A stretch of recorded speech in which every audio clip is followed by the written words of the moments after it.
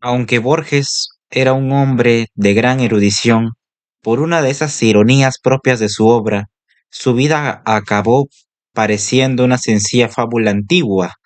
A medida que estudiaba y escribía, iba perdiendo vista hasta acabar totalmente ciego, perdido en el mundo de sus propias historias mitológicas. Borges siempre fue un hombre de libros, que se inspiró mucho más de lo habitual en su biblioteca, en vez de en la vida misma, aunque no cabe duda de que la pérdida gradual de visión fue ejerciendo una influencia cada vez mayor sobre su obra.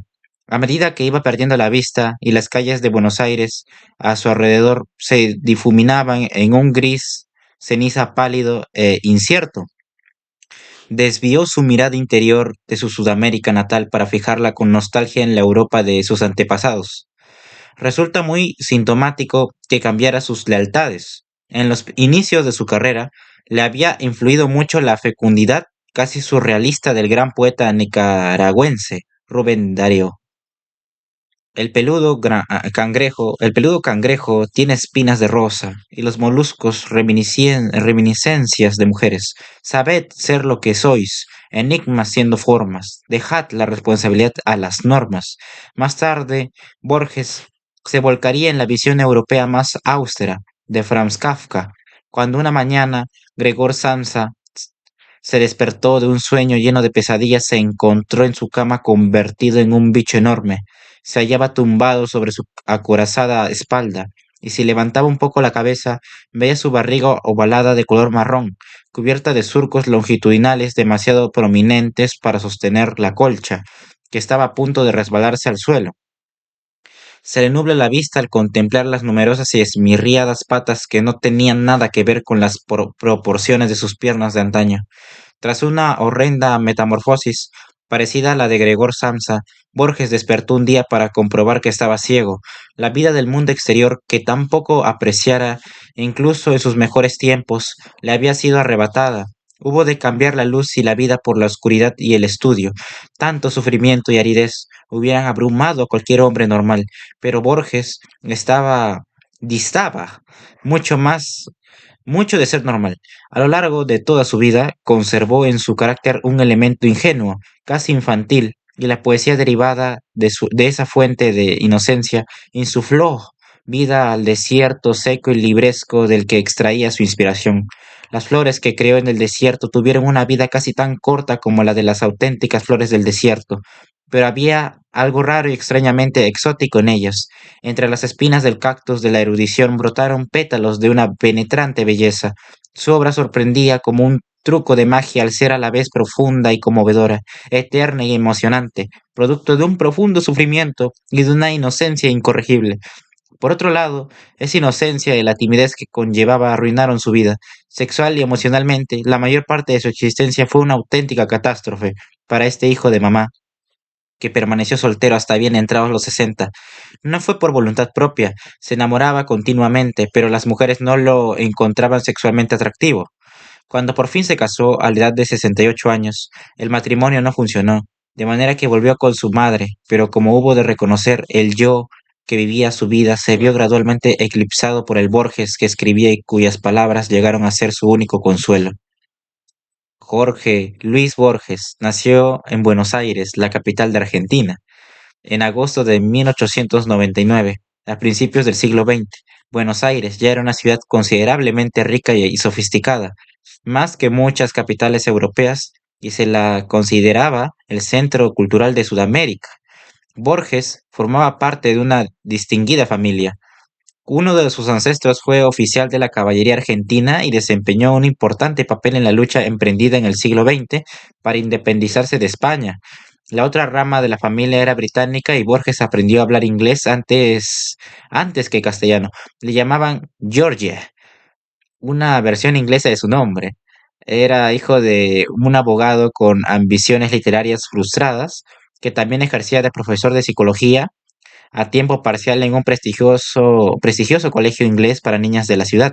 En su vasta biblioteca había numerosas obras de escritores ingleses como Robert Louis Stevenson, G. G. Wells y Mark Twain que el joven precoz Borges absorbería ávidamente años después. Aunque era una familia de clase media, vivían en Palermo, por entonces un suburbio venido a menos situado en las afueras de la ciudad, lleno de antros de mala muerte y clubs nocturnos baratos, famoso por sus bailarines de tango, por entonces muy poco respetable, y las riñas mortales a navajazos entre los inmigrantes italianos y los elementos nativos de los bajos fondos. En un momento posterior de su vida, Borges sintió la inquietud de investigar intelectualmente ese territorio prohibido. Aunque el padre de Borges era un poco mujeriego, a la manera tradicionalmente tolerada en la época, su vida familiar fue feliz y el joven Georgie estableció una excelente relación con su madre, su hermana Norah y su abuela inglesa. La madre de Borges solía llevar al joven Georgie al cercano zoológico de Palermo, donde éste desarrolló una curiosa obsesión con un tigre. Insistiría en quedarse ante su jaula hasta la puesta de sol, cuando cerraba el zoológico, y una de sus primeras creaciones fue un dibujo infantil de este tigre que pintó cuando solo contaba 4 años de edad. Georgia estudió en su casa hasta los 9 años. Muchos de los amigos de su padre eran poetas y escritores. Uno de ellos, Evaristo Carriego, solía ir a casa de los Borges y organizar recitales dramáticos de su poesía. Borges recordaría más tarde: no entendía nada, pero me reveló lo que era la poesía cuando comprendí que las palabras no eran solo un medio de comunicación, sino que había algo mágico en su interior. Debido a esa experiencia, Borges empezó a escribir enseguida su propia poesía infantil. En 1914, la familia Borges pasó unas largas vacaciones en Europa. Cuando ésta se sumió en el caos, tras el inicio de la Primera Guerra Mundial en julio de 1914, la familia se trasladó a la neutral Suiza, donde Borges asistió al colegio en Ginebra y disfrutó de largos paseos en barca por el lago con su hermana Nora. Era un buen estudiante, ávido de conocimiento, que logró hablar alemán y francés con fluidez rápidamente, y comenzó a devorar omnívoramente la literatura de ambos países. Le atraían especialmente la lírica musical del poeta alemán Heine y la lúgubre romanticismo de Baudelaire. También se interesó por la filosofía pesimista del pensador y ensayista alemán Schopenhauer, así como por los escritos más robustos de escritores católicos ingleses como K. G. K. Chesterton. Los versos que Borges escribió por entonces mostraban la influencia de estos poetas y pensadores, pero aún era la obra de un aprendiz. Tras la guerra, en 1919, la familia Borges viajó a España. Los argentinos de la época consideraban a España una madre patria algo atrasada y a Argentina un país americano moderno. Sin embargo, España seguía siendo un centro cultural boyante y por aquel entonces contaba con una vanguardia artística muy activa de la que formaban parte artistas como Pablo Picasso y Juan Gris, así como el poeta Antonio Machado y la famosa generación del 98. Representaban a la vanguardia literaria española los ultraístas, una versión española del modernismo que barría Europa. Los ultraístas españoles afirmaban que la generación anterior de poetas románticos era decadente e insistían en la necesidad de innovar y renovar la visión del mundo moderno. Fue entonces bajo la influencia de los ultraístas cuando Borges empezó a escribir sus primeros poemas de madurez. Cuando Borges volvió con su familia a Sudamérica en 1921, difundió el ultraísmo y empezó a ganar rápidamente influencia entre los jóvenes poetas de Argentina. Aunque ya sentía un profundo amor por la cultura europea, el retorno suscitó en él un amor entusiasta hacia su ciudad natal. Buenos Aires se estaba convirtiendo en una metrópolis en auge, con metro y un nuevo horizonte de rascacielos. Era un escenario adecuado para los poemas modernos y ultraístas de Borges, que se empezaban a publicar en las revistas literarias locales. En 1923, a los 24 años, Borges publicó su primer libro de poemas titulado Fervor de Buenos Aires. Él mismo financió la primera edición con 130 pesos que le dio su padre. En la portada mostraba un grabado en madera realizado por su hermana, que representaba una puesta de sol sobre la típica casita baja de los suburbios bonaerenses. El libro incluía poemas como Calle Desconocida, del que cabe mencionar estos versos: Penumbra de la paloma. Llamaron los hebreos a la iniciación de la tarde, cuando la sombra no entorpece los pasos y la venida de la noche se advierte, como una música esperada y antigua. Este verso libre es especialmente musical y evocador, como se aprecia en la primera línea: Penumbra de la paloma. Borges deslizó en secreto copias en los bolsillos de los abrigos colgados en las oficinas de una revista literaria puntera para dar publicidad a su libro. Los escritores dueños de los abrigos las leyeron y algunos llegaron incluso a elogiar el libro. A pesar de la sofisticación literaria de Borges y su destacado papel entre los jóvenes poetas de Buenos Aires, el joven con gafas parece haber sido tímido con las mujeres. Siguiendo la tradición de la época, su padre le había dado dinero y le había enviado a un burdel de Ginebra cuando contaba 19 años, pero al parecer para Borges fue un fiasco angustioso, que dejó al joven poeta algo traumatizado. Bajo los modales reprimidos, más al modo de reservado estudioso que de Lord inglés de Borges latía un alma apasionada, y fue por entonces cuando se comprometió con Concepción Guerrero, a la que describió como una chica maravillosa de 16 años, con sangre andaluza, grandes ojos negros y una serenidad agradable y dulce que ocultaba enormes reservas de ternura. La relación era puramente platónica, como cabía esperar en una sociedad latina conservadora, pero aún así Borges le escribió varios poemas de amor. Desafortunadamente hubo poco más, en parte porque Borges seguía sin estar a gusto con su sexualidad y en parte porque temía separarse de su posesiva madre. En la década de los 20, Borges tuvo varias relaciones amorosas platónicas e insatisfactorias. Siguió escribiendo poemas y publicó 2 volúmenes más que mostraban cómo iba adquiriendo una voz cada vez más propia y en los que ya afloraban los temas centrales de sus mejores obras. Los segundos se aprecia en títulos como El general Quiroga va en coche al muere, manuscrito hallado en un libro de Josep Conrad, o La Fundación Mítica de Buenos Aires. El primero de estos poemas versa sobre una destacada figura de la historia argentina que desplegó gran violencia durante los difíciles años posteriores a la independencia. Fue asesinado en 1835 por orden del dictador de derechas Rosas. El poema concluye con el asesinato de Quiroga cuando sables a filo y punta merodearon sobre él. Ya muerto, ya de pie, ya inmortal, ya fantasma, se presentó el infierno que Dios le había marcado, y a sus órdenes iban, rotas y desangradas, las ánimas en pena de hombres y caballos.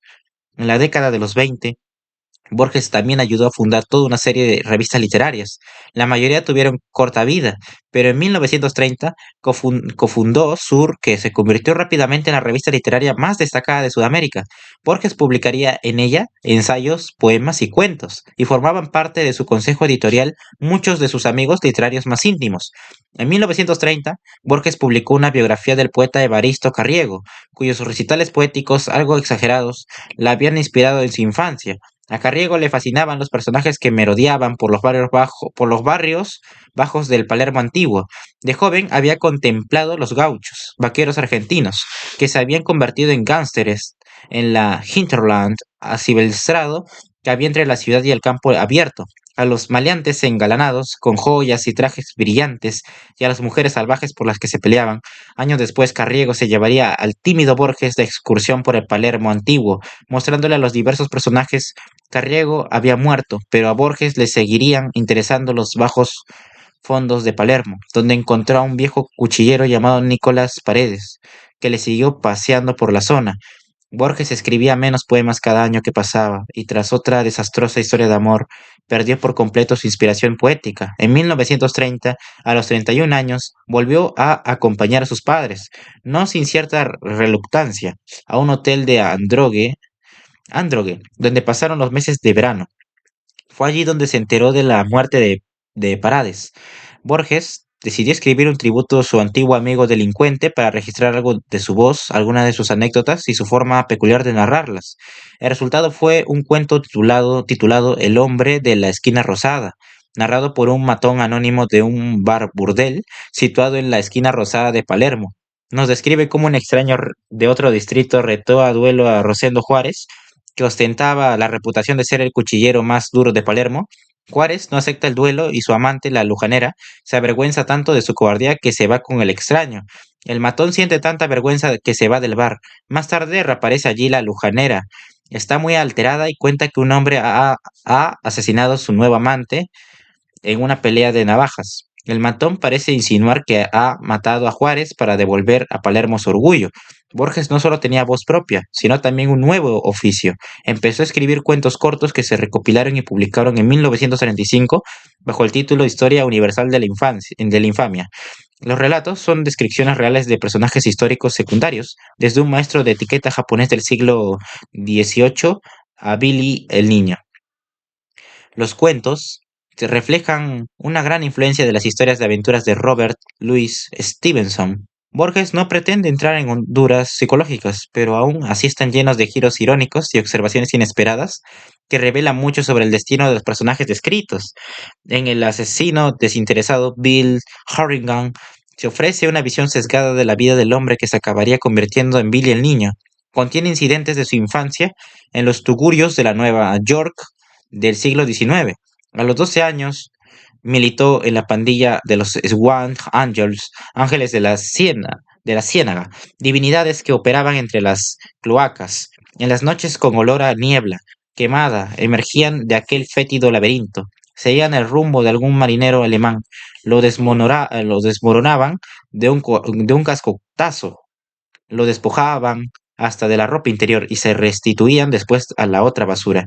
Estos son los sórdidos orígenes urbanos del gran héroe del oeste americano, Bill Horringham, el hombre que se convertiría en Billy el Niño, a quien en los chabacanos melodramas de vaqueros escenificados en los teatros de Bowery se alentaba a ir hacia el oeste. En lo que era un sutil guiño a los futuros habitantes del oeste, Borges cambia de escena. La historia que, al igual que ciertos directores de cine, procede a través de una serie de imágenes inconexas. Muestra la imagen de un salón amenazador y avanzamos a cámara rápida hasta una noche de 1873 en un bar de Nuevo México situado en medio del desierto. Bill Harrigan, rojiza rata de conventillo, es de los bebedores, y ha concluido un par de aguardientes y piensa pedir otro más. ¿Acaso porque no le queda un centavo? De repente se hace el silencio en el bar. Ha entrado un mexicano más que fornido, con cara de india vieja, abunda en un desaforado sombrero y en dos pistolas laterales. En duro inglés desea las buenas noches a todos los gringos hijos de perra que están bebiendo. Nadie recoge el desafío.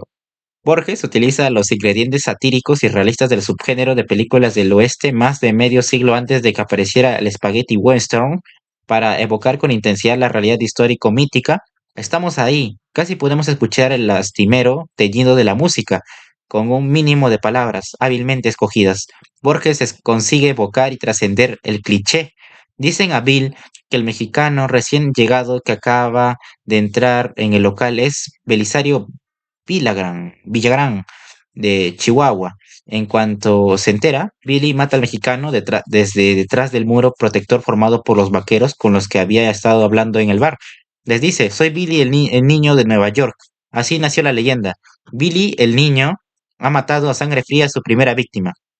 A partir de ese momento, Billy empieza a crear su propia leyenda, labrándose una infame carrera.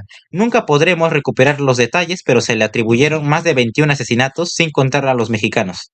Por fin, tras 7 temerarios años de desesperación, baja cabalgando por la calle principal de Fort una calurosa noche de julio. El calor apretaba y no habían encendido las lámparas. El comisario Garrett, sentado en un sillón de hamaca en un corredor, sacó el revólver y le descerrajó un balazo en el vientre. El lobero siguió. El jinete se desplomó en la calle de tierra. Billy el niño pasa la noche entera en el polvo, rugiendo y blasfemando, mientras agoniza hasta que al fin muere al día siguiente. Lo afeitaron, lo envainaron en ropa hecha y lo exhibieron al espanto y las burlas en la vidriera del mejor almacén. Hay más personajes exóticos en la historia universal de la infamia, como una mujer pirata china que consulta las estrellas para adivinar su destino, o el impostor Tom Castro, cuyo inesperado éxito le conduce a un desastre con final de cuento de hadas, y Hakim de Meri, el misterioso profeta musulmán que realiza un descubrimiento espantoso. Estas historias y sus personajes se mueven en un entramado de hechos, algunos esotéricos, otros legendarios, unos banales y todos aparentemente históricos. Los hechos se funden con la ficción o un suceso imaginario para crear un cóctel literario exótico, pero totalmente plausible. Las anécdotas referidas en los relatos tienen estatus legendario, pero los personajes secundarios de los márgenes de la historia pasan a formar parte de una historia universal de algo mucho más grande que ellos. En 1937, el padre de Borges sufrió un derrame cerebral que dejó paralizada la mitad izquierda de su cuerpo. Esto supuso un antes y un después para Borges, que por entonces contaba 37 años y tuvo que ganarse la vida por primera vez. Hasta entonces, solo le habían pagado ocasionalmente por ensayos y recensiones sobre libros y películas publicadas en diversas revistas, como lo que le pagaban era ridículo, había seguido viviendo en casa de sus padres. Durante la primera mitad de su vida, había sido un playboy literario de clase media, que vivía entre otros cuya situación financiera era similar. Lo único que le diferenciaba de sus amigos mediocres, la mayoría, era su gran erudición, producto de sus vastas lecturas y un talento que iba surgiendo paulatinamente. Como era de esperar, Borges, ya de mediana edad y carente de toda experiencia, tuvo bastantes dificultades para hallar un empleo pagado en Buenos Aires, cuya economía, antes boyante, empezaba a acusar la Gran Depresión Mundial de la década de los 30. Al final obtuvo un puesto, mal pagado, en la Biblioteca Municipal Miguel Cane, que llevaba el nombre de uno de sus antepasados. La biblioteca estaba en la otra punta de la ciudad de donde estaba la casa de sus padres, en el barrio obrero de Almagro Sur, y realizaba todos los días un largo viaje en tranvía hasta el final de la línea seguido de un largo paseo. Su único trabajo consistía en catalogar libros durante una hora o así. Después podía dedicarse a leer. Sus colegas eran un grupo ruidoso que pasaban el tiempo hablando de fútbol, chicas y peleas. No encajaba con sus modales reservados de estudioso, pues a nadie más le interesaban los libros de la biblioteca. Borges se sumió en la desesperación en cuanto tuvo su primer contacto con el mundo laboral. A veces, por las tardes, cuando recorría las 10 manzanas que me separaban del tranvía, los ojos se me llenaban de lágrimas al pensar en mi lúgubre e insignificante existencia. Sabía que su padre le consideraba un fracasado. Era un escritor tímido y soltero de mediana edad que todavía vivía en casa y solo había publicado unos pocos libros de poesía y cuentos cortos que nadie leía. Borges nunca podría hacerle cambiar de opinión porque su padre murió en 1938. Siguió trabajando en la biblioteca durante 9 miserables años, pero fue en esa época cuando se transformó de promesa literaria en un autor de gran éxito. En el año 1938 depararía otro terrible golpe a Borges. Había ido perdiendo vista desde hace algunos años, y la víspera de Navidad fue a recoger a una mujer de la que se había enamorado para llevarla a cenar a casa de su madre. El ascensor estaba estropeado, y como se había hecho tarde, decidió subir por las escaleras en penumbra. Habían dejado abierta una ventana recién pintada para que se secara la pintura. Borges recordaría después lo que ocurrió a continuación, adscribiendo la experiencia a un personaje de su cuento El Sur. Subió con apuro las escaleras. Algo en la oscuridad le rozó la frente. Un murciélago, un pájaro. En la cara de la mujer que le abrió la puerta vio grabado el horror, y la mano que se pasó por la frente salió roja de sangre. Debido a su pérdida de visión, no había visto el enorme panel de cristal que estaba apoyado en las escaleras. El resultado fueron cortes graves en cabeza y cuello. Se infectaron y en una semana parecía una septicemia grave. Mientras estuvo en cama, tuvo fiebre alta y sufrió alucinaciones hasta quedar al borde de la muerte. Fue incapaz de hablar durante unos días y en su delirio creía haber enloquecido.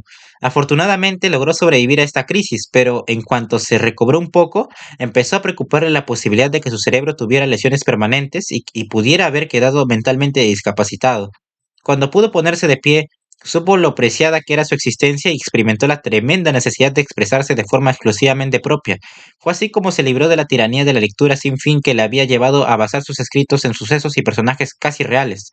Decidió que a partir de ese momento inventaría sus propias historias, utilizando fragmentos esotéricos de lo que había leído. En vez de dejarse dominar por la historia, la crearía. En vez de depender del pasado, lo reinventaría para adentrarse en un mundo atemporal de su propia cosecha. Ya en 1936, Borges había escrito una reseña falsa de un libro inexistente, la primera novela policial escrita por un nativo en Bombay City, que publicó bajo seudónimo. En ese momento decidió escribir una historia ingeniosa en un tono similar, a la que pondría por título Pierre Menard, autor de Don Quijote. El narrador es un crítico literario bastante pomposo de Nimes, en el sur de Francia, que anda repasando los papeles legados por el oscuro escritor francés Pierre Menard. El crítico llega incluso a poner en orden cronológico las escasas publicaciones de Menard, con las fechas de edición y las revistas en las que se publicaron. Estas obras resultan ser una astuta mezcla de realidad e imaginación. Las revistas que cita son reales. Entre las obras que se incluyen una monografía sobre la característica universal de Leibniz, Nimes 1904, y una transposición a alejandrinos del Cimetière Marin de Paul Valéry, NRF, enero de 1928. Este último y fútil ejercicio de pasar el gran poema de Valéry a otra forma métrica y supuestamente publicarlo en la real y muy prestigiosa Nouvelle Revue Française nos da una pista sobre lo que viene.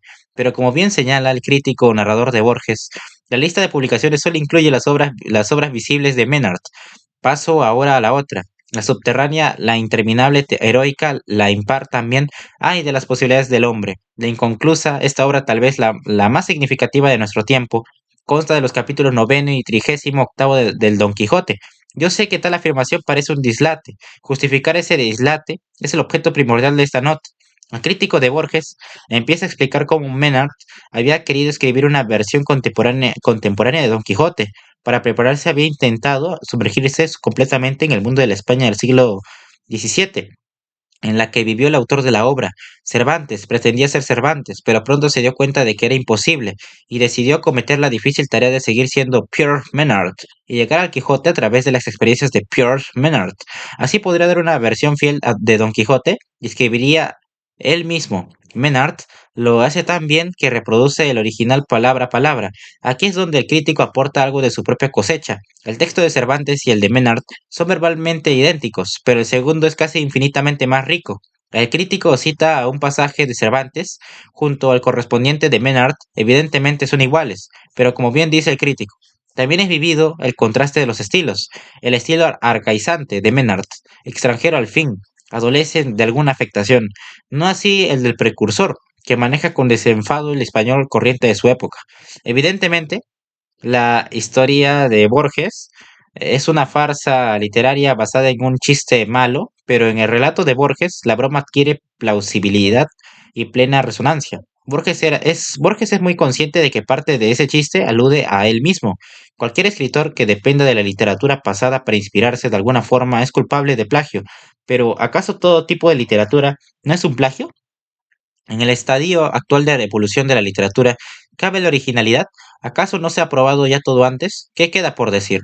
¿Qué estilos quedan por inventar? Mientras formula estas cuestiones, Borges señala que nuestro conocimiento del autor, de quién es y qué ha hecho, influye de manera sutil sobre la forma en que leemos el libro. Supongamos que la salvaje y precoz poesía del vagabundo Rimbaud la hubiera escrito en realidad un fantasioso banquero retirado, y qué hubiera pasado si el Borges medio ciego hubiera fallado la forma de escribir las obras de Hemingway, que si hubiera sido un niño autista quien hubiera creado las obras de Renoir. Estas sugerencias minan sutilmente nuestra fe en que las obras de arte que las juzga exclusivamente por sus propios méritos. Son solo algunas de las implicaciones de lo que a primera vista podría parecer tan solo un seco chiste literario basado en una idea poco plausible en torno a Don Quijote. Borges se había librado de la tiranía de los hechos reproduciendo un hecho palabra a palabra. Luego intentó escapar de las limitaciones que le imponían la realidad y la historia de forma aún más imaginativa. De alguna manera, Tluon, Ukbar, Orbis, Tertius también es una gran obra literaria. Este cuento se relata en primera persona y esta vez es el mismo Borges que lo hace. Empieza describiendo cómo una tarde se encontraba hablando tras la cena con el escritor argentino Bioy Casares, un amigo real de Borges, que menciona un país denominado Ukbar. Borges nunca había oído hablar de este país y buscan una descripción en una oscura edición pirata de The Anglo-American Cyclopedia, en la que se escribe a Ukbar de forma tal que parece encontrarse en algún punto de Oriente Medio, aunque no quede claro dónde exactamente. Borges relata cómo 2 años después se encuentra un misterioso único volumen de una obra de referencia, la primera enciclopedia de Tluon, volumen 11. Ahora tenía en las manos un vasto fragmento metódico de la historia total de un planeta desconocido, con sus arquitecturas y sus barajas, con el pavor de sus mitologías y el rumor de sus lenguas, con sus emperadores y sus mares, con sus minerales y sus pájaros y sus peces, con su álgebra y su juego, con su controversia teológica y metafísica, todo ello articulado, coherente, sin visible propósito doctrinal o tono paródico.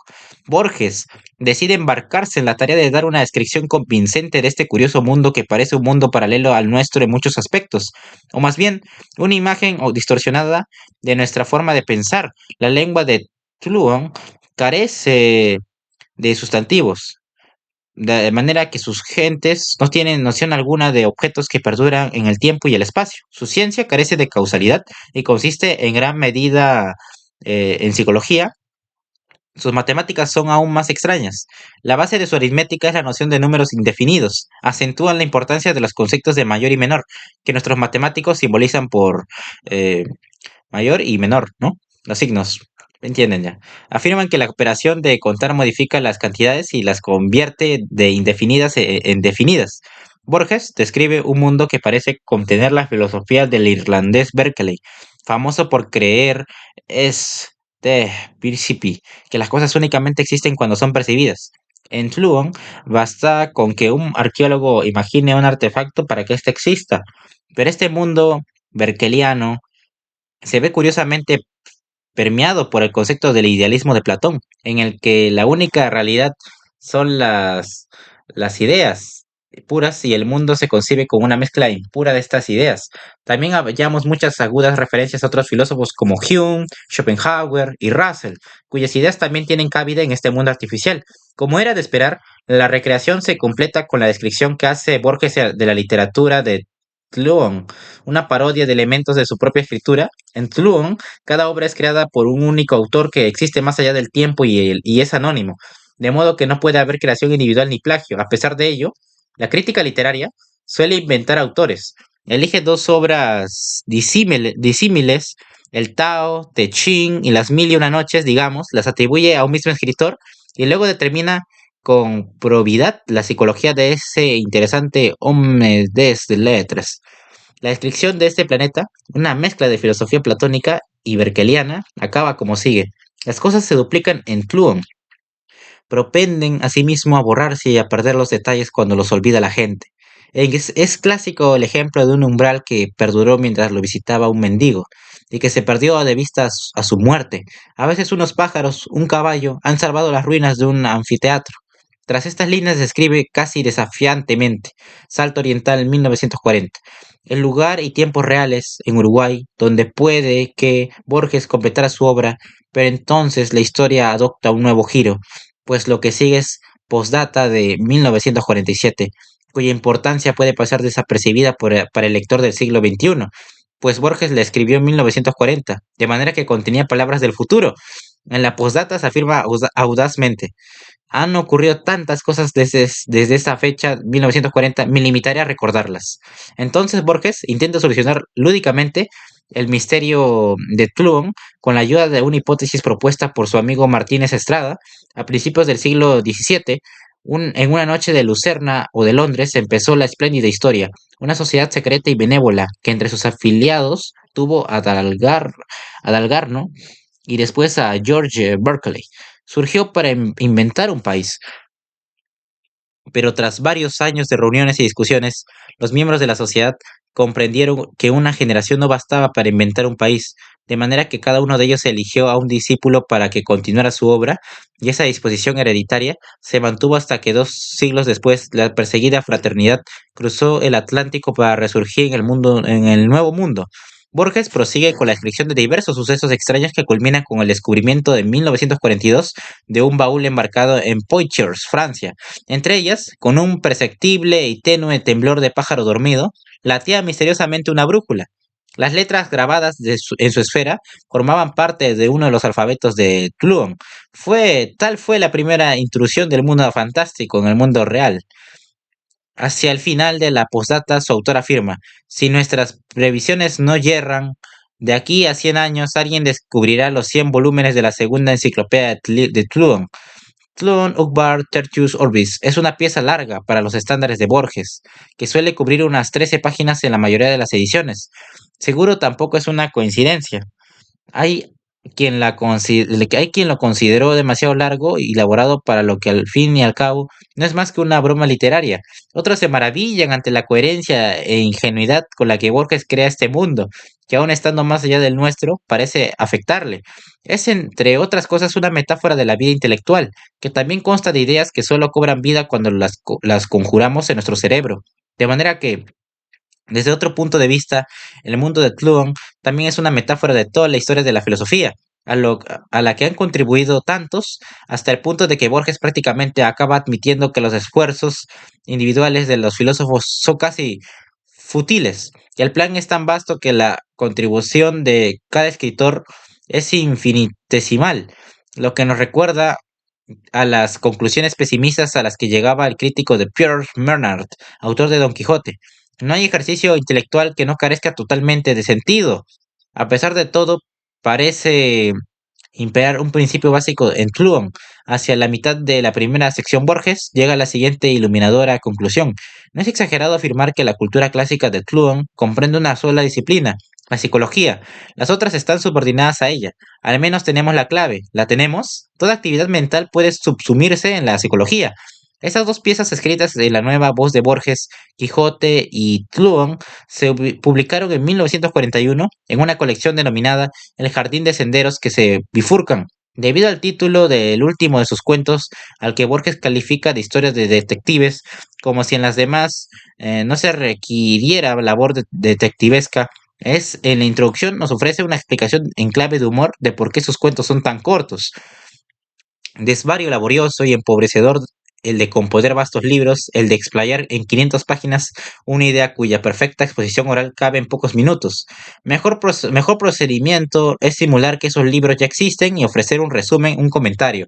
Más razonable, más inepto, más haragán, he preferido la escritura de notas sobre libros imaginarios. Al leer a Borges, deberíamos tener siempre en cuenta este aspecto juguetón tan característico de sus obras. Están llenas de erudición arcana y esotérica, pero fueron concebidas como jeux spirit, bromas, farsas, juegos. Solo se perciben sus aspectos más profundos tras haber visto la ironía.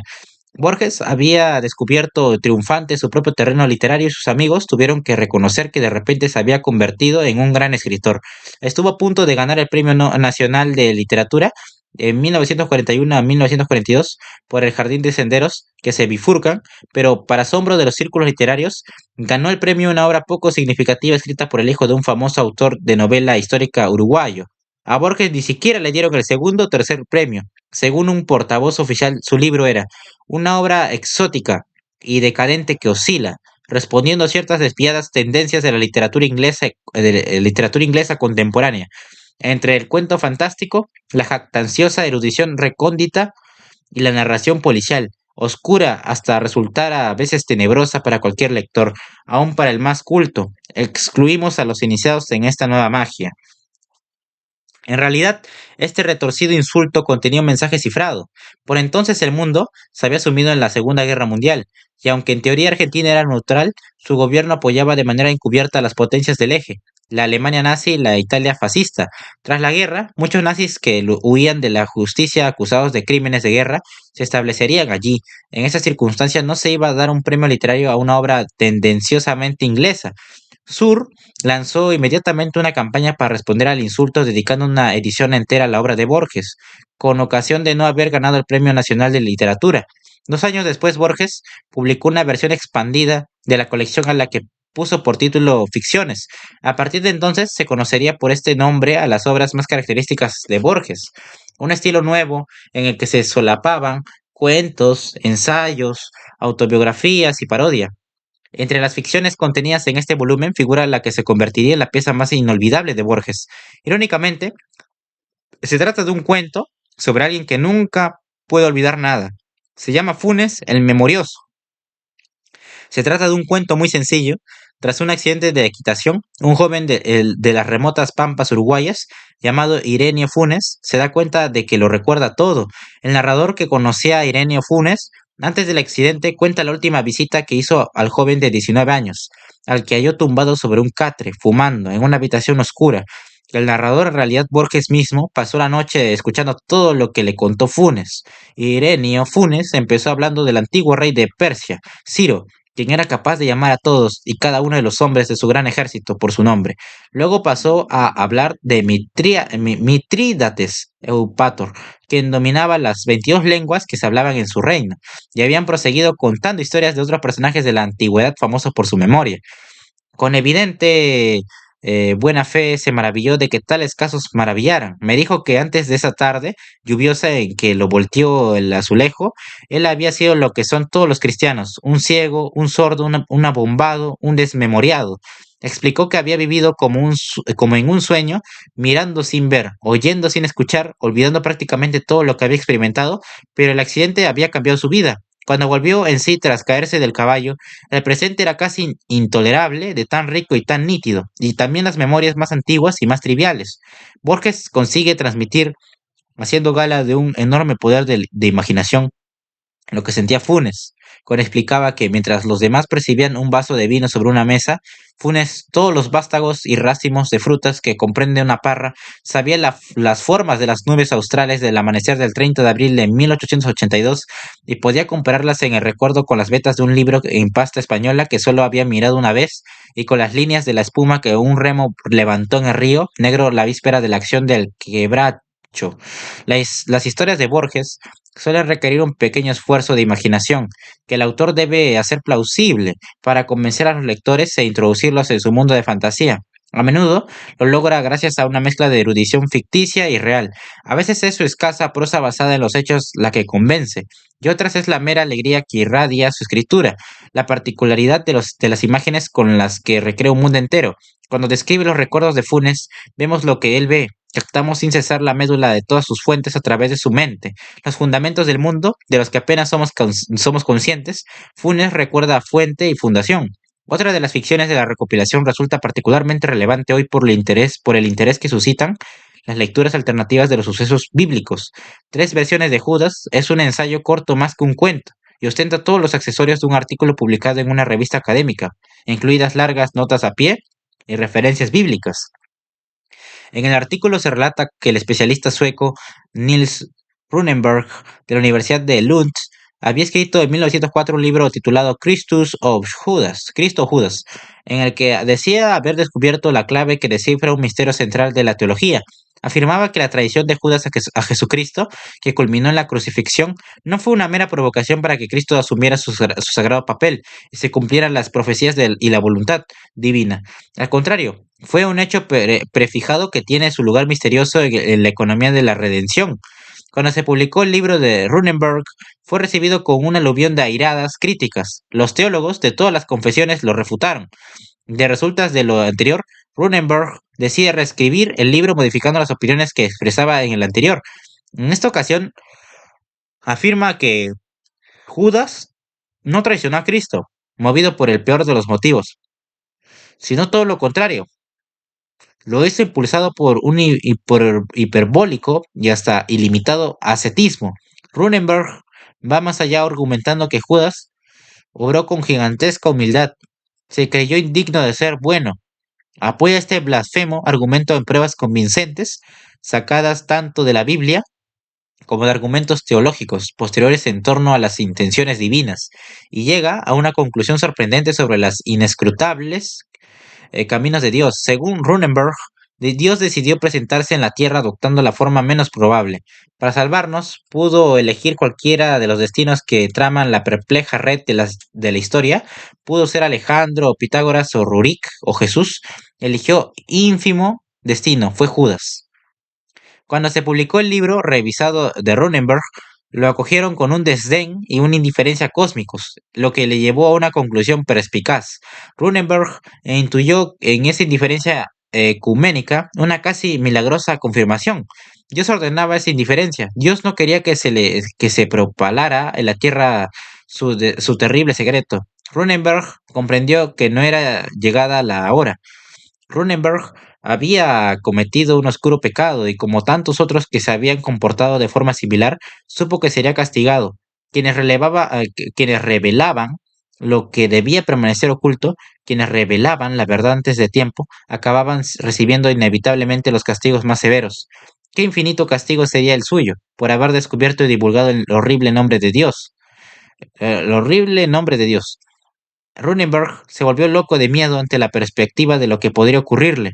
Ebrio de insomnio y de vertiginosa dialéctica, Niels Runeberg erró por las calles de Malmo, rogando a voces que le fuera de parada la gracia de compartir con el Redentor el infierno. El artículo termina registrando que el 1 de marzo de 1912, Runeberg había muerto a causa de un aneurisma. El autor añade que los especialistas en herejías lo recordarían por haber añadido al concepto del hijo las complejidades del mal y el infortunio. Percibimos los ecos irónicos de esta pieza corta mucho tiempo después de haber leído sus últimas palabras. No cuesta ver en este relato de Borges que Runenberg mismo hace suyo el papel de traidor, y al convertirse en uno mayor que Judas también podría haber sido Dios. Esta sola es una de las interpretaciones terriblemente blasfemas que insinúa Borges, en comparación al largo relato de Dan Brown, El Código da Vinci, con sus revelaciones sobre Judas como colaborador cómplice de Cristo, no es más que una broma inútil. Cuando se publicó Ficciones, en 1944, obtuvo el premio de honor de la Sociedad de Autores de Argentina, pero Borges disfrutaría poco tiempo de los focos. En 1946 tomó el poder en Argentina el líder populista nacionalista Juan Perón, instaurando una dictadura de estilo fascista. Decidió convertir en su enemigo al intelectual principal, Borges, quien junto a sus amigos literatos había firmado algunas declaraciones antiperonistas. Quiso dar ejemplo con él y le despidieron de la biblioteca municipal donde trabajaba. Para ridiculizarlo, se le promocionó al puesto de inspector de pollos y conejos en el mercado municipal. Las connotaciones de cobardía asociadas a pollos y conejos pretendían ser parte del insulto. Borges rechazó el puesto y se encontró sin trabajo. Afortunadamente logró obtener un empleo mal pagado como editor de una revista y complementó sus ingresos a costa del periodismo literario. Para que no le faltara nada, su vista empeoraba por momentos. Ya contaba 46 años, carecía de experiencia sexual y seguía viviendo con su madre. Volvió a enamorarse esta vez de una mujer de clase media de 28 años llamada Estela Canto, que trabajaba de secretaria pero anhelaba ser actriz. Ambos tenían cosas en común. Ella también se estaba quedando ciega y vivía con su madre. Hablaba inglés correctamente y disfrutaba de la lectura. Estela recordaría al Borges de esa época. Todo lo que Borges decía tenía magia. Como un ilusionista sacaba objetos sorprendentes de un sombrero sin fondo. Eran mágicos porque dejaban entrever al hombre que era de verdad. Permitían reconocer al hombre oculto tras el Georgie al que conocíamos, un hombre que luchaba por emerger a pesar de su timidez. Estela disfrutaba pasando las tardes con Borges y sus amigos literatos más bohemios. Luego Borges insistía en acompañarla dando un paseo hasta casa de su madre, lo que suponía recorrer 6,5 kilómetros por las calles nocturnas de Buenos Aires, hasta los suburbios del sur. El amigo de Borges, Bioy Casares, nos ofrece un vivido relato de los dos cuando se disponían a iniciar uno de esos paseos en los que recorría la ciudad. Ahí estaban Estela Canto, que estaba prácticamente ciega, y Borges también prácticamente ciego. Ella estaba ebria la mayor parte del tiempo. En las pocas tardes que pasó por casa, tras cenar con nosotros, estas dos personas ciegas salían a la calle. Parece que casi siempre iban a casa de ella, pero su relación siguió siendo básicamente platónica. A Estela no le interesaba a Borges sexualmente y afirmaba que él seguía siendo virgen. Este estado de cosas se acabaría solucionando más tarde cuando Borges buscó ayuda psiquiátrica, tras lo cual parece que tuvo una experiencia sexual con una bailarina. Políticamente eran tiempos muy difíciles. Cuando el régimen semifascista de Perón incrementó su control sobre el país, empezó a haber manifestaciones en contra del gobierno. Un día la madre de Borges, de 72 años, y su hermana se vieron en medio de una de estas protestas y se unieron espontáneamente a los manifestantes. Arrestaron a ambas en la redada que se hizo. La madre de Borges tuvo la suerte de librarse con un mes de arresto domiciliario, pero Nora, de mediana edad, pasó un mes en prisión, donde la alojaron a posta en el ala de las prostitutas. Lo único que podía hacer Borges, medio ciego, era quedarse en casa echando pestes e impotente. Parece que por entonces Borges sublimaba estos problemas físicos y emocionales con ayuda de la escritura que seguía practicando igual que antes. Estaba en su mejor momento. Los cuentos que escribió en este periodo se consideran junto a ficciones sus mejores obras. En 1949 publicó otra colección de cuentos de ficción denominada El Alep. El relato que da nombre a esta colección comienza con una reveladora imagen de cómo la banalidad de la vida cotidiana puede difuminar hasta el más preciado de los recuerdos. El narrador asumimos que Borges mismo cuenta cómo el día de la muerte de Beatriz Viterbo, la mujer a la que había amado sin esperanza alguna, noté que las carteleras de hierro de la Plaza Constitución habían renovado. No sé qué avisó de cigarrillos rubios. El hecho me dolió, pues. Comprendí que el incesante y vasto universo ya se apartaba de ella, y que ese cambio era el primero de una serie infinita. Describe a Beatriz como alta, frágil y muy ligeramente inclinada. Había en su andar, si se me perdona el oximorón, como una graciosa torpeza, un principio de éxtasis, muy parecida en realidad a Estela Canto, a quien dedica el cuento. Todos los años, en el aniversario de la muerte de Beatriz, el 30 de abril de 1929, el narrador recuerda cómo iba a casa de su familia a presentar sus respetos. Así, en uno de esos aniversarios melancólicos y vagamente eróticos, llegó a conocer a su primo Carlos Argentino Danerí, un hombre refinado, de pelo gris, que trabajaba en una oscura biblioteca de las afueras de Buenos Aires. Carlos Argentino era un hombre pomposo, un escritor que no había publicado nada y que abunda en inservibles analogías y en ociosos escrúpulos. Evidentemente se trata de una hábil y despectiva parodia de Borges mismo, pero Carlos también en un pozo de portentos y ampulosidad. Un aniversario cuando el narrador va a verle con una botella de brandy, Carlos coge confianza y empieza a dibujar su condenatorio retrato del hombre moderno. El narrador observa: tan ineptas me parecieron estas ideas, tan pomposa y tan vasta su exposición, que las relacioné inmediatamente con la literatura. El Aleph está lleno de este humor ligero, a menudo a expensas del autor. La cosa se pone realmente graciosa cuando Carlos menciona un largo poema en el que ha estado trabajando en secreto durante muchos años. Lleva por título La Tierra, y Carlos explica al narrador con su pretenciosidad característica que su poema es una descripción del planeta, en la que no faltan la pintoresca digresión y el gallardo apóstrofe. A continuación, Carlos procede a leer una estrofa de lo que resulta ser poesía realmente banal. Impertérrito sigue explicando con precisión cómo y por qué esa estrofa resulta interesante desde cualquier punto de vista. Por si no fuera bastante, revela que con la Tierra pretende nada más y nada menos que versificar toda la redondez del planeta, describiendo cada lugar, cada país del mundo por entonces en 1941. Ya había despachado unas hectáreas del estado de Kempsland, más de 1 kilómetro del curso de Lopf, un gasómetro al norte de Veracruz, las principales casas de comercio de la parroquia de la Concepción, la quinta de María Cambéceres de Alvear en la calle 11 de septiembre, en Belgrano, y un establecimiento de baños turcos no lejos del acreditado acuario de Brighton. Un tiempo después, Carlos llama al narrador muy agitado. Su casero estaba a punto de demoler su casa familiar, lo que supondría una catástrofe. Carlos le cuenta que para terminar el poema le era indispensable la casa, pues en un ángulo del sótano había un Alep. Prosigue explicando al narrador la naturaleza precisa del Alep. Es el lugar donde están, sin confundirse, todos los lugares del orbe, vistos desde todos los ángulos. Lo había descubierto en el sótano por casualidad siendo niño. Ahora el Alep era la fuente que le daba toda la información que precisaba para su gran poema, La Tierra. El narrador cree que Carlos ha perdido la cabeza, pero se siente intrigado y va con él a su casa. Este le introduce en el sótano por una trampilla y entonces, tal como indicaba Carlos, en un ángulo del sótano ve el Alep. Aquí hay una pausa en el relato cuando el narrador Borges explica: arribo, ahora, al inefable centro de mi relato. Empieza aquí mi desesperación como escritor. Todo el lenguaje es un alfabeto de símbolos cuyo ejercicio presupone un pasado que los interlocutores comparten. ¿Cómo transmitir a los otros el infinito Aleph?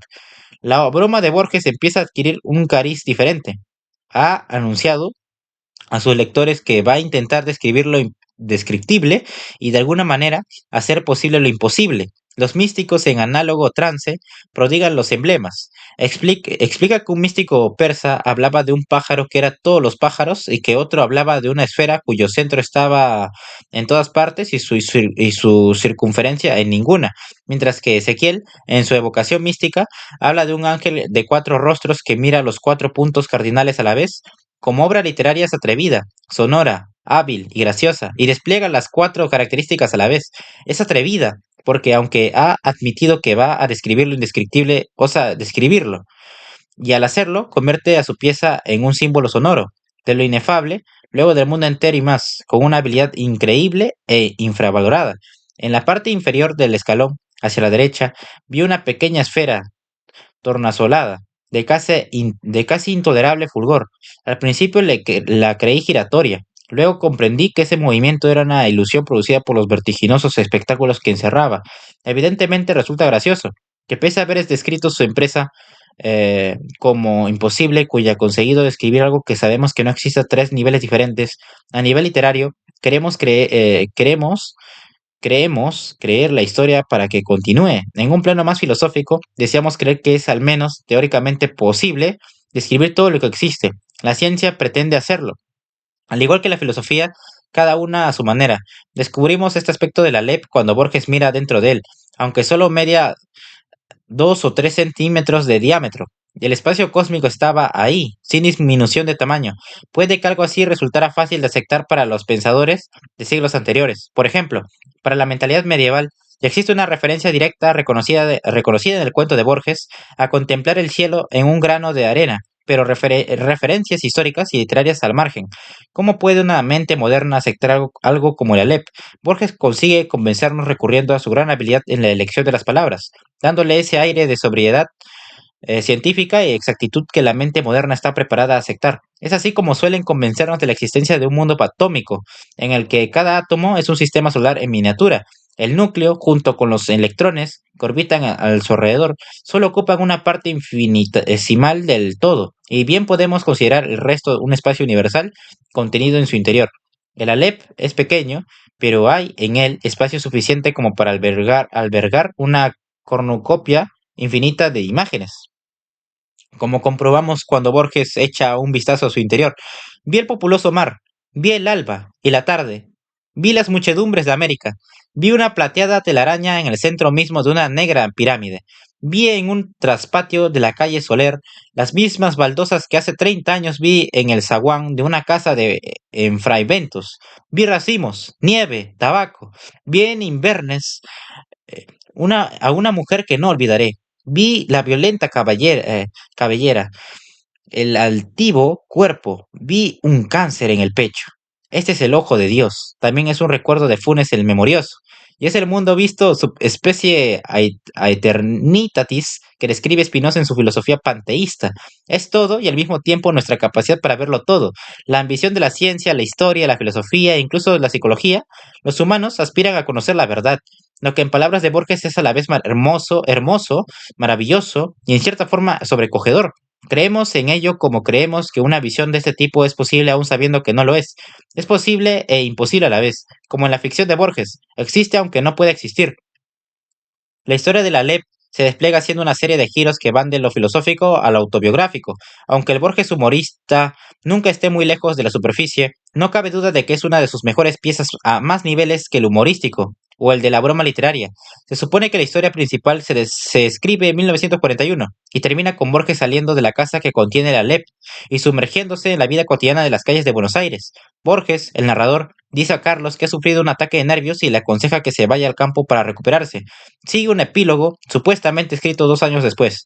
En 1943, en él se narra cómo 6 meses después de la demolición de la casa de Carlos, se había publicado su poema épico que tuvo muy buena acogida. Según Borges, llegó incluso a quedar segundo en el Premio Nacional de Literatura. Añade, increíblemente mi obra Los naipes del Taur no logró un solo voto. Tras publicar La Tierra, Carlos escribe otra historia épica. Esta dichosa pluma, libre ya de la LEP, se ha consagrado a poner en verso la antología del Doctor Díaz. En realidad, Díaz fue el ganador del Premio Nacional de Literatura del año en que el jardín de senderos bifurcados de Borges fue rechazado a propósito. Este parecía considerar que gastar sus energías en reducir la plumbea prosa de Díaz a una poesía más plumbea sería un buen castigo, a lo Dante, para el vano y pomposo Carlos. El narrador habla de la LEP.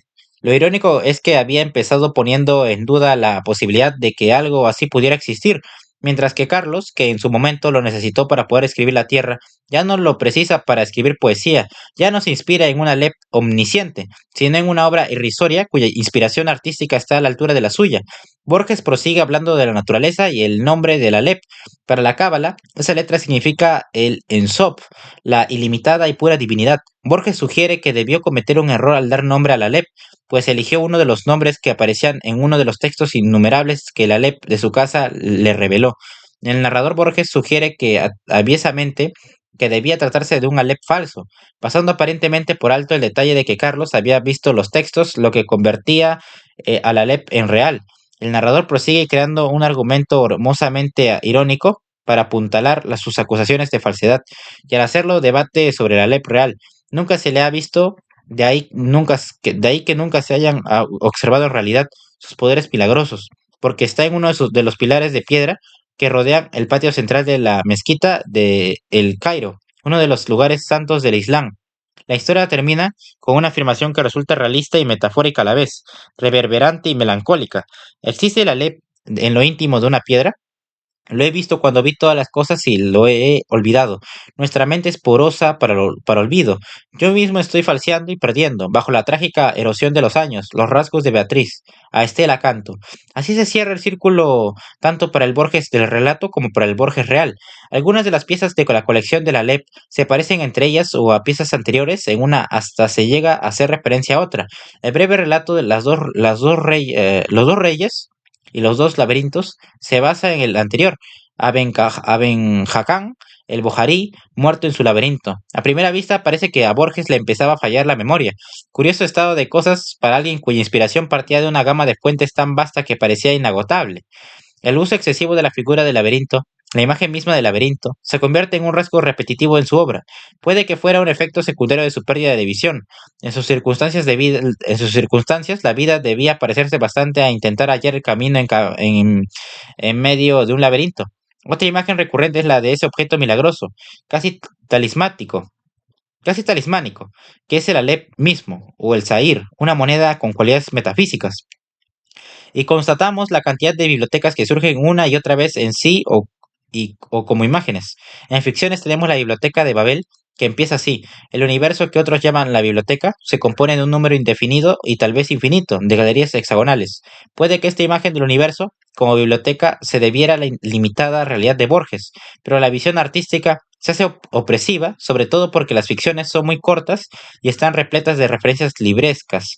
También conviene fijarse en el uso que da Borges a la palabra infinito, que junto a ese cliché de la ambigüedad, que es el espejo, aparece con tanta frecuencia en sus obras que llega a aburrir, pero hay que decir a su favor que el uso repetitivo de estas imágenes y temáticas, a veces como mero atrezo, refina y dota la profundidad a sus ficciones.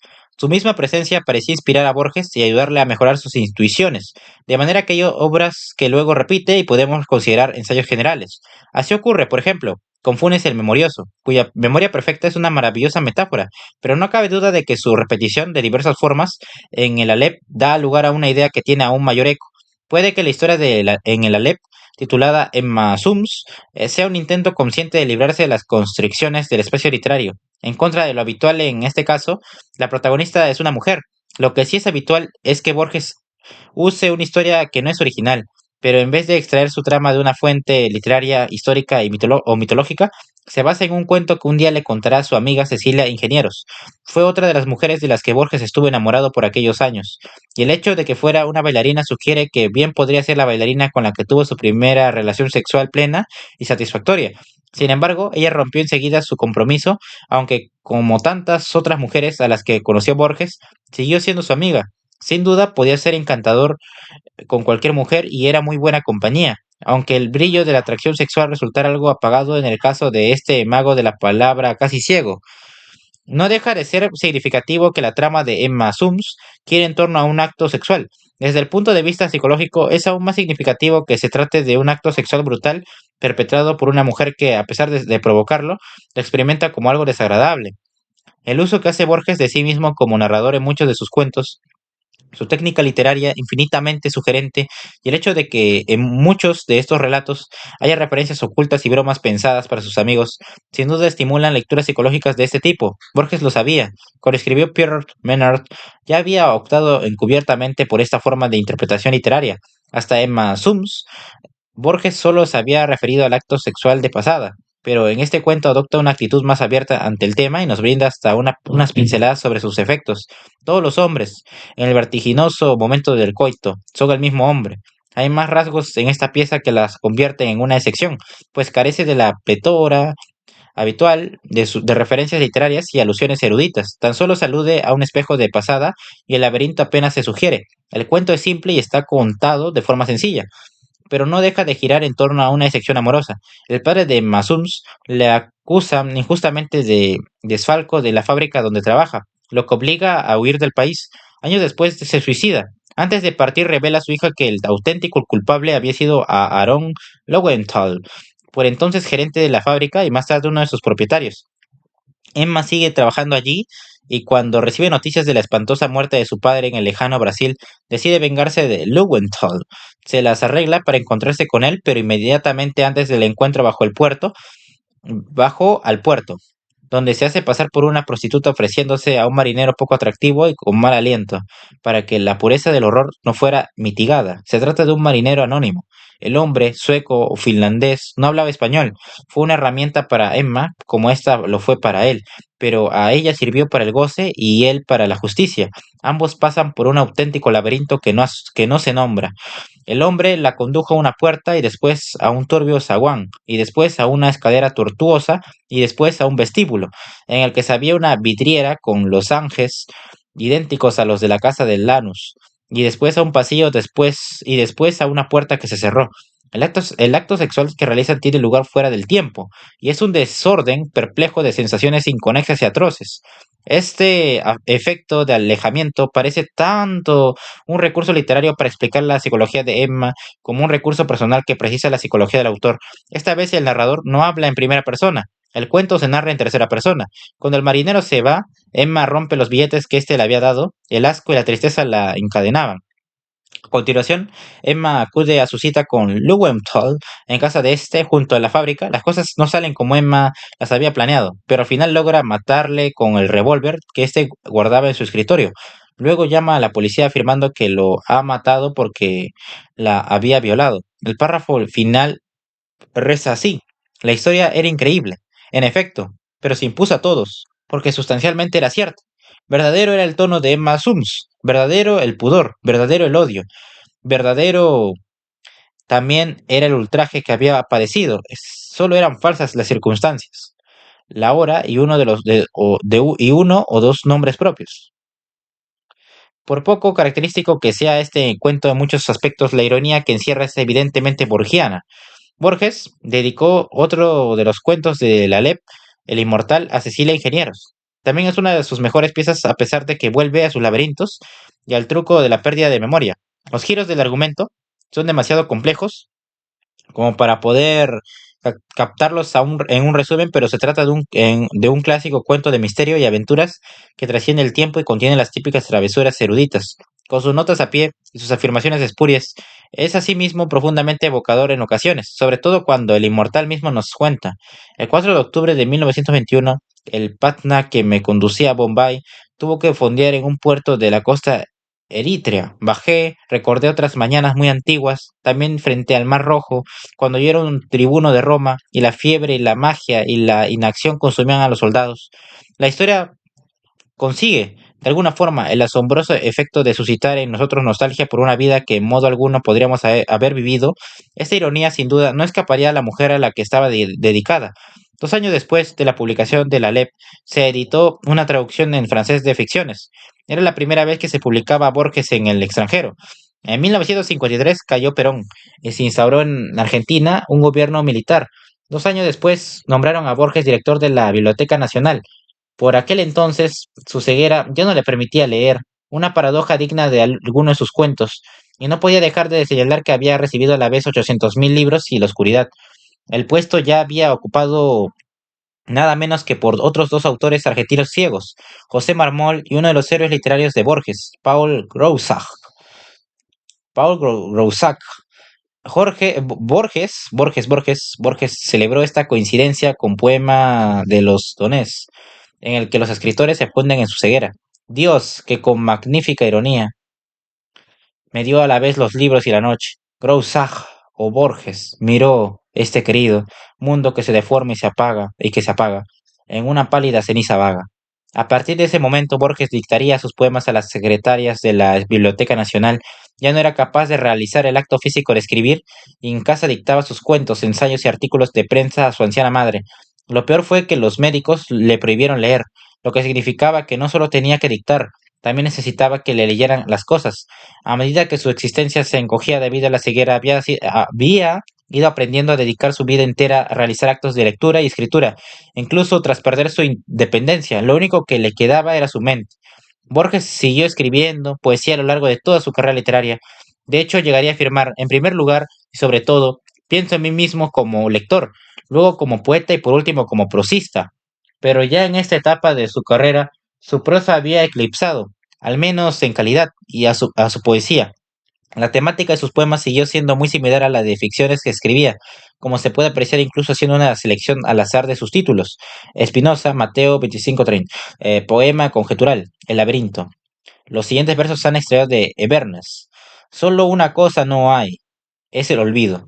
Dios que salva el metal salva escoria, y cifra en su profética memoria las lunas que serán y las que han sido. A veces sus poemas parecen bancos de prueba para sus obras de ficción. Resulta muy significativo que Borges nunca perdiera el impulso poético. Algo evidente en sus obras en prosa, que suelen retener cierta cualidad poética, la mirada del poeta eleva constantemente en estas ficciones por encima de su temática, a menudo seca y académica. Borges empezó a recibir las recompensas de la fama un año después de su nombramiento en la Biblioteca Nacional. Se convirtió en profesor de literatura inglesa en la Universidad de Buenos Aires y recibió el Premio Nacional de Literatura, pero siguió trabajando y publicando ensayos, poesía y cuentos en revistas. En 1960 publicó una gran colección de poemas y prosa denominada El Hacedor. Es el prólogo Borges. Describe cómo una mañana llegó a su nuevo puesto de trabajo. Los rumores de la plaza quedan atrás y entro en la biblioteca. De una manera casi física siento la gravitación de los libros, el ámbito sereno de un orden, el tiempo disecado y conservado mágicamente, a izquierda y a derecha, absortos en su lúcido sueño. Se perfilan los rostros momentáneos de los lectores, a la luz de las lámparas estudiosas como en la Hipálague de Milton. En el caso de Borges, la serenidad rara vez refleja una situación inofensiva. El prólogo está dedicado al poeta Leopoldo Lugones, uno de sus predecesores en el cargo con el que Borges había mantenido una relación ambivalente. Lugones había sido el máximo representante de los simbolistas, la generación a la que los ultraístas habían intentado desbancar.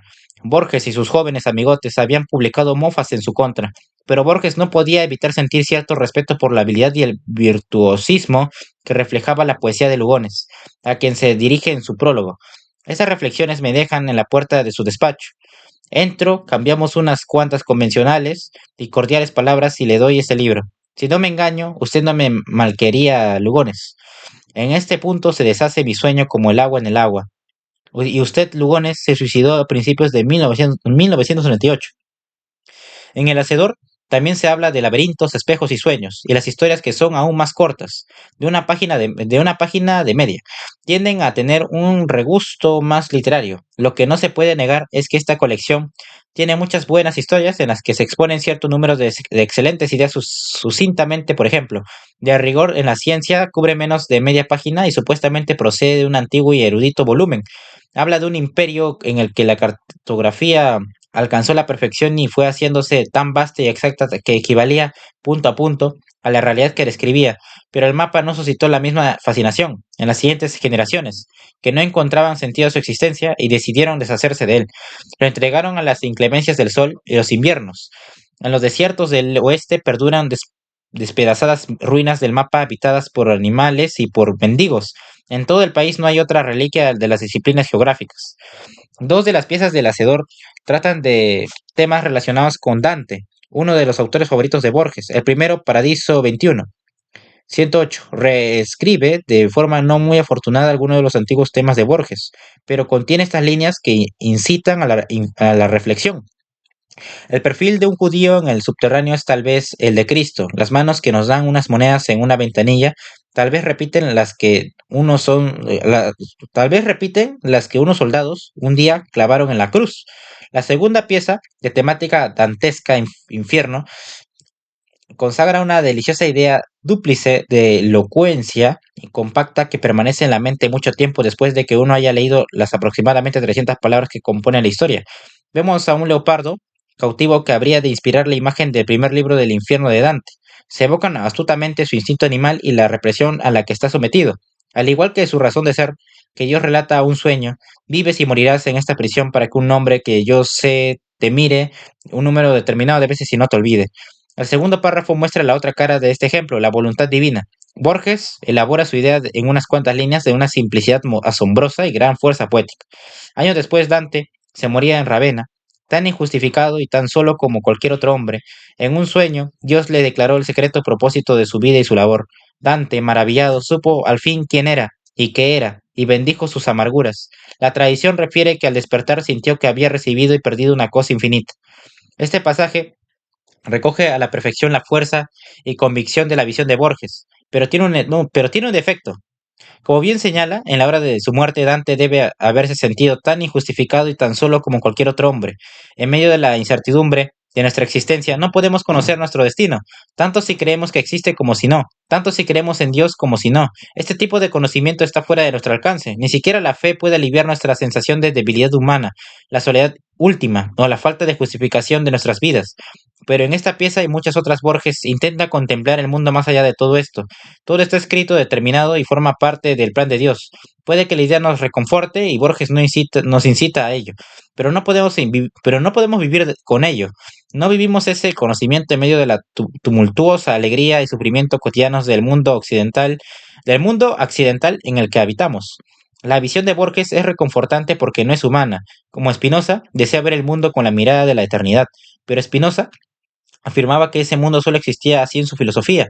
De hecho, aspiraba a vivir este conocimiento, pero sabía que solo podía hacerlo realidad en fugaces momentos de iluminación, no vivirlo a todas horas del día. No se puede experimentar, describir ni completar una vida o mundo concretos desde este punto de vista, excepto quizá relatos poéticos. Esta visión no puede perdurar en el tiempo, ni ser más concreta o realista. Su determinismo, su generalidad, la falta de libre albedrío y de accidentes que suscribe la hacen inevitablemente inerte. En último término, parece muerta e inhumana afortunadamente el virtuosismo de Borges y su arte logran ocultar este hecho, lo que nos brinda una visión momentáneamente satisfactoria e iluminadora de cómo podría ser el mundo, pero en el fondo solo es una ilusión reconfortante. Y dicho esto, el hacedor incluye asimismo una pieza seminal titulada Borges y yo, en la que el autor explora la relación entre sí mismo y quién es cuando escribe. En vez de usar la mirada de Dios, decide recurrir a los ojos de la psicología, y el resultado es una pieza realmente atractiva que provoca todo tipo de preguntas sobre cómo vivimos nuestras vidas. Lo significativo es que se nos provee de preguntas más que de respuestas. Un año después de la publicación del Hacedor, concedieron el internacionalmente prestigioso premio French Prix Formentor en 1961 a Borges y a Samuel Beckett. En pocos meses aparecieron dos colecciones de obras de Borges en inglés. El Prix Formentor le garantizó la traducción de sus obras a muchos idiomas. Y fue entonces cuando comenzó su época de fama y reconocimiento mundial. Ese mismo año Borges impartió clases durante un semestre de la Universidad de Texas. En años subsiguientes viajó frecuentemente dando conferencias y recibiendo títulos honoríficos. Su madre Leonor la acompañaba en estos viajes, aunque por entonces ya superaba los 80 años. Seguía siendo una dama muy erguida y elegante. Borges, en cambio, llevaba trajes anchos que colgaban de su cuerpo corpulento. Sus cabellos empezaban a encanecer y cuando no gesticulaba, su rostro ciego parecía el de un hombre mayor. A menudo tomaban a Leonor y Borges por marido y mujer. Ahora Borges estaba en situación de viajar a lugares sobre los que solo había leído, y en todo lugar al que iba descubría asociaciones literarias, sobre todo en Gran Bretaña. Escribió: hice mis peregrinaciones a Londres tan cargada de recuerdos literarios, a Lichfield y el Dr. Johnson, a Manchester y de Kinsey, a Reed y Henry James. Visité la casa natal de mi abuela en Hamley, uno de los Five Towns, la patria chica de Arnold Bennett. Sus héroes literarios se le aparecían en las calles y las casas, a menudo más vivos para él que la gente viva. También visitó Madrid y Ginebra, donde habían estado hace unos 30 años. Ginebra es una ciudad que conozco mejor que Buenos Aires, afirmaría. Lo que en cierto modo era cierto, debido a sus problemas con la vista, a estas alturas prácticamente no veía nada. Al menos había podido contemplar Ginebra cuando su visión aún era clara. Pero había recorrido la calle de Buenos Aires durante durante años entre niebla. Los viajes empezaron a agotar a Leonor y tras 1963 ya no puedo acompañar a Borges al extranjero. Sin embargo, había muchas mujeres más jóvenes dispuestas a acompañar al famoso anciano por el mundo, y puede que fuera inevitable que Borges volviera a recaer en sus antiguos problemas emocionales. Empezó a enamorarse de amigas, a las que encantaba su compañía, pero no sentían ningún tipo de atracción sexual hacia él. Afortunadamente, en esta ocasión el problema se resolvió favorablemente cuando Borges dio con Elsa Astete, a la que había visto por última vez cuando contaba 17 años. Borges se había enamorado de la joven Elsa y le había escrito algunas cartas de amor, pero ella se había casado con otro. Volvería a encontrar, pareció cosa del destino. Elsa era a la sazón una viuda de 57 años y se enamoró de ella una vez más. Ella estaba dispuesta a crear un hogar para Borges, cosa que él deseaba más que nada en el mundo. El anciano de 68 años había encontrado por fin a su alma gemela. Se casaron en 1967, hasta su madre dio su aprobación. Puede que los viajes por el extranjero dieran fama a Borges, pero también le expusieron a preguntas cada vez más insistentes sobre un tema del que en realidad no sabía nada. Política. Era la década de los 60. En los campus norteamericanos había frecuentes alborotos por la guerra de Vietnam.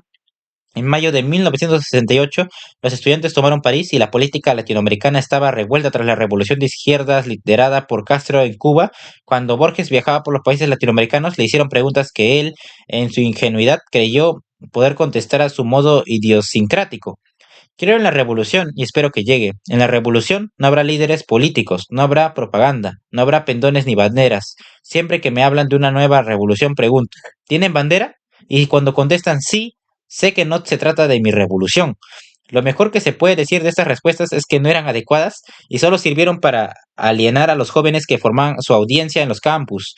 Los estudiantes eran casi todos de izquierda, un punto que Borges no compartía por mucho que dijera creer en la revolución. De hecho, Borges era conservador en muchos aspectos. En su vida, en su aspecto, siempre llevaba traje y corbata, en sus gustos y en la rutina de su vida cotidiana. La revolución en la que creía no era más que un concepto intelectual. Creía sinceramente que lo mejor para Argentina era la estabilidad, aunque implicara cierta medida de represión. Mientras la violencia invadía a la política latinoamericana y a la represión violenta, se respondía con manifestaciones a sí mismo violentas. El gran poeta chileno Pablo Neruda, comunista, resumió la simplicidad y las dificultades de una situación que se polarizaba por momentos. En Sudamérica solo había dos opciones: o apoyabas a los fascistas o te hacías comunista. Conviene recordar que en esa época fueron comunistas profesos o dijeron creer en la revolución armada personas tan conocidas como Nelson Mandela, Sartre, Picasso y muchos otros. El comunismo era anatema para Borges, aunque tampoco le convencía el fascismo, y al contrario, que muchos escritores de izquierdas de aquellos años. Borges había pagado por sus creencias antifascistas, perdió su empleo y arrestaron a su madre, y aún vendrían cosas peores. En 1970, Borges publicó otra colección de ficciones tituladas El informe de Brody. En el prólogo intentó explicar una vez más sus convicciones políticas. Me he afiliado al Partido Conservador, lo cual es una forma de escepticismo y nadie me ha tildado de comunista, de nacionalista, de antisemita, de partidario de Hormiga Negra, un bandolero, o de Rosas, un dictador militar. Creo que con el tiempo mereceremos que no haya gobiernos. No he disimulado nunca mis opiniones, ni siquiera en los años arduos. Las 11 historias recopiladas en el informe de Brody son muy distintas a las de ficciones, El Alep y El Hacedor. Según Borges, se trataba de cuentos breves escritos de manera directa, y al escribirlos volvió a escenarios de relatos anteriores, como los improvisados barrios de las afueras del viejo Buenos Aires y regiones adyacentes. En estos relatos, el realismo suele ser histórico y violento, como por ejemplo en el encuentro que nos habla de el caso entonces discutido y famoso de Maneco Uriarte y de Duncan. La historia tiene lugar en 1910, el año del cometa y del centenario, y los protagonistas ya han muerto. Quienes fueron testigos del episodio juraron que nunca contarían lo que habían visto y también yo alcé mi mano para jurar, con toda la romántica seriedad de mis 9 o 10 años. El tema recuerda al de El hombre de la esquina rosada, pero tiene un giro metafísico. Aún así tiene el mismo arrollador realismo de los primeros y brutales cuentos de Borges sobre la infamia. También se evocan vívidamente las peleas con navajas. Sin el poncho, casi de guardia, paraban con el antebrazo los golpes, las mangas, pronto gironadas, se iban oscureciendo de sangre. Pero el relato da un giro clásicamente borgiano, cuando cuenta cómo todos los presentes vieron el cuerpo bajo el cielo, pero el fin de otra historia más antigua fue lo que vivieron. Esa historia más antigua es lo que había movido a todos a hacer un juramento de silencio, lo que lleva al narrador a concluir, las cosas duran más que la gente. La intrusa también es una historia de cuchilleros, en este caso de dos hermanos, Cristian y Eduardo, que se enamoran de la misma mujer. Esta brutal historia es anterior al matrimonio de Borges y de hecho se la dictó a su madre. Dicen que a ella la historia le desagradaba mucho, pero según Borges, cuando se quedó atascado al final del relato, fue su madre la que formuló las palabras pronunciadas por uno de los hermanos, que constituirían al final. Aunque el lector no lo sabe, y Christian ha dado un paso drástico que desvela al decir sus últimas palabras a su hermano cuando paran la carreta de bueyes en un sendero solitario al atardecer. Vamos a trabajar, hermano. Después nos ayudarán los caranchos. Hoy la maté. Que se quede aquí con sus pilchas, ya no hará más perjuicios. Se abrazaron casi llorando. Cristian mata a la mujer que ambos amaban para no enemistarse con su hermano. Y este fue el final ideado por la madre de Borges. Evidentemente, la historia está muy vinculada a la relación de Borges con su madre y la sensación de traición que estaba experimentando cuando se enamoraba de una mujer.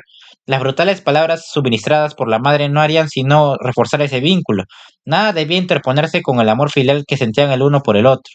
La saga edípica de Leonor y su hijo continuó incluso tras el matrimonio de Borges. En 1970, el matrimonio se había roto sin remedio, no tenían nada en común y cuando los amigos oían hablar de su reencuentro predestinado, afirmaban que el destino es cosa de libros. El 7 de julio de 1970, Borges dejó el hogar que había creado con Elsa para no volver. En 1973, los peronistas volvieron al poder en Argentina. Borges estaba en el extranjero por entonces, pero escribió a casa renunciando a su cargo de director de la Biblioteca Nacional. A partir de entonces pasó mucho tiempo fuera del país, pero hizo algunas observaciones en público sobre la situación en Argentina y pagaría por ello a su vuelta a casa. Isabel Perón, que había sustituido a Eva Evita como esposa de Perón, se había hecho con las riendas del país a la muerte de este.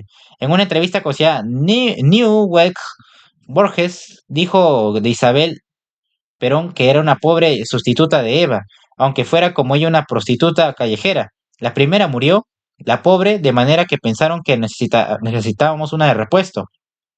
Lo bueno de las prostitutas es que es fácil encontrar una. Tras esta entrevista, su madre ya no nonagenaría, empezó a recibir amenazas de muerte por teléfono y colocar una bomba que no llegó a explotar delante del edificio de Buenos Aires donde vivía Borges.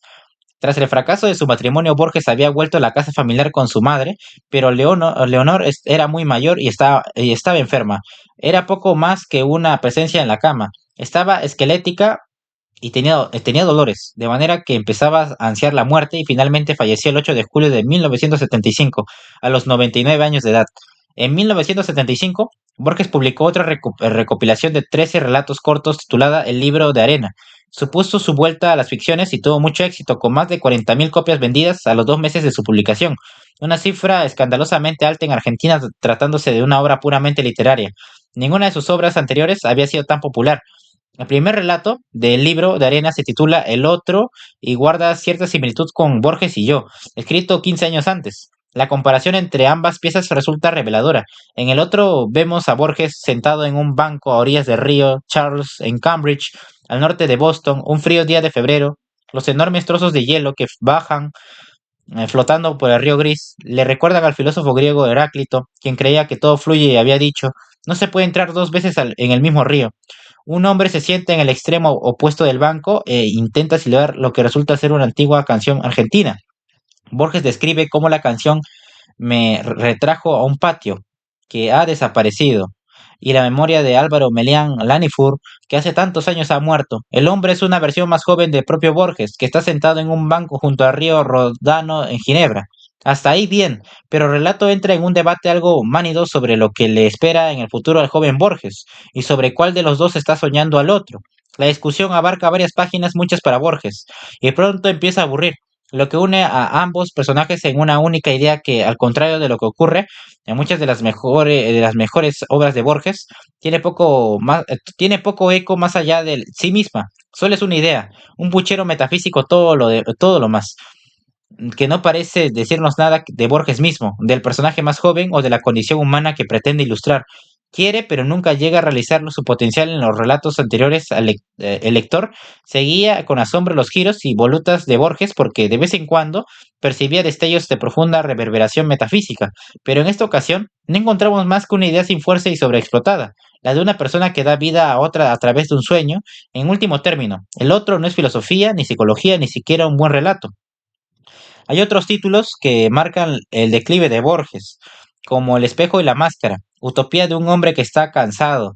En algunos de estos relatos se le nota cansado tanto en el plano físico como en el creativo. Da la impresión de ir ejecutando los movimientos para crear el tipo de relato que sus admiradores esperan de él. Si estuviéramos hablando de cualquier otra persona sería una recopilación interesante, pero Borges se había hecho a sí mismo creando obras que iban mucho más allá de lo meramente interesante. El único relato que apunta a algo nuevo es Ulrica, de 3 páginas. Aunque a veces esté excesivamente cargado de referencias literarias, en ocasiones funciona. Fue entonces cuando la miré. Una línea de William Blake habla de muchachas de suave plata o de furioso oro, pero en Ulrica estaban el oro y la suavidad. De vez en cuando encontramos destellos de su antiguo ingenio. Ulrica me invitó a su mesa, me dijo que le gustaba salir a caminar sola, recordé una broma de Schopenhauer y contesté, a mí también, podemos salir juntos los dos, dije. Al final encuentra el amor. Borges describe cómo sube las escaleras y sigue a Ulrica hasta su cuarto que tiene el inevitable espejo. Ulrica ya se había desvestido, me llamó por mi verdadero nombre, Javier. Sentí que la nieve arreciaba, ya no quedaban muebles ni espejos. Secular, en la sombra fluyó el amor y poseí por primera y última vez la imagen de Ulrica. Borges se había vuelto a enamorar. Cuando viajaba al extranjero lo hacía acompañado de su joven secretaria María Kodama, más de 40 años más joven que él. Esta vez Borges temía sufrir y pasó algún tiempo antes de que le revelara sus sentimientos. Por entonces María era muy consciente de lo que estaba pasando y aceptaba con agrado las atenciones de Borges. Accedió a convertirse en su esposa, pero había un inconveniente. El divorcio era ilegal en Argentina, un problema que pareció insuperable mientras Borges vivió en su país, pero a principios de la década de los 80 supo que tenía un cáncer de hígado y no le quedaba mucho de vida. En 1985 dejó Buenos Aires para siempre y se estableció en una ciudad de la que conservaba buenos recuerdos de sus días de colegio y a las que admiró en todas sus visitas subsiguientes. Ginebra. Puede que el otro le faltara arte, pero conservaba ese elemento de profecía oculta que caracterizaba la vieja magia de Borges. Acabaría como el personaje que había soñado, sentado junto al río en Ginebra. En abril de 1986, Borges se casó con María Kodama, recurriendo a una serie de subterfugios muy borgianos. El matrimonio se celebró en el registro de una remota provincia del Paraguay, sin que sorprendentemente se requiera la presencia de ninguno de ellos. Una auténtica unión metafísica, presumiblemente hecha realidad gracias al dinero en efectivo, una coyuntura que se hace eco de lo mejor de la obra de Borges. El hecho de que el consulado de Paraguay en Ginebra no conservara registros de este suceso es otro giro más de la historia, pues a tenor de la ley hubiera debido registrarse. Hubo otra voluta borgiana más en su vida cuando las autoridades argentinas intentaron anular la unión sin conseguirlo al no haber prueba alguna de la existencia de este matrimonio. 2 meses después de su elusivo matrimonio, Borges sucumbió al cáncer y murió en Ginebra a la edad de 86 años. Su esposa María, de 46 años, estuvo a su lado. Borges tuvo la última palabra sobre Borges en su propio inimitable estilo. Más de un cuarto de siglo antes de morir escribió la pieza autobiográfica Borges y yo. Cuando se publicó parecía una enigmática pieza de psicología en la que comparaba su yo vivo, yo, y con su yo escritor Borges. Me gustan los relojes de arena, los mapas, la tipografía del siglo XVIII, las etimologías, el sabor del café y la prosa de Robert Louis Stevenson. El otro comparte esas preferencias, pero de un modo vanidoso que las convierte en atributos de un actor. El yo que vive y el Borges que escribe comparten muchas cosas, pero en último término son dos criaturas diferentes. Uno utiliza al otro, pero el otro también depende del uno. Sería exagerado afirmar que nuestra relación es hostil. Yo vivo, yo me dejo vivir para que Borges pueda tramar su literatura y esa literatura me justifica. Sin embargo, el yo que vive sabe que eventualmente será derrotado por el Borges, que sigue haciendo trompos con la literatura. Más enigmático que nunca, Borges acaba con una de sus clásicas bromas hirientes. No sé cuál de los dos escribe esta página. Esto a primera vista puede parecer un escritor que se analiza a sí mismo desapareciendo en su propia psique. Si el lector se toma un momento para autoanalizarse, verá que la situación descrita por Borges es una parte fundamental de la condición humana. Es importante saber cómo vivimos nuestras vidas. Cada uno de nosotros cuenta con un yo vivo y un Borges, una persona que desarrolla su yo público, sus acciones, lo que hace, sus creaciones, lo que hace con su vida. El yo vivo se limita a vivir en el corazón de esa página web que sacamos nosotros de nosotros mismos para escapar. mantener a raya o seducir a los demás. Tras la muerte de Borges, los pasajes de este relato adquirirían más niveles de significación en Borges y yo había escrito como un vidente. Por lo demás, yo estoy destinado a perderme, definitivamente, y solo algún instante de mí podrá sobrevivir en el otro. El Borges vivo era muy consciente de ello, tanto en vida como tras su muerte. Spinoza entendió que todas las cosas quieren preservar en su ser, quieren preservar en su ser. La piedra eternamente quiere ser piedra y el tigre tigre. Yo he de quedar en Borges, no en mí. Fin.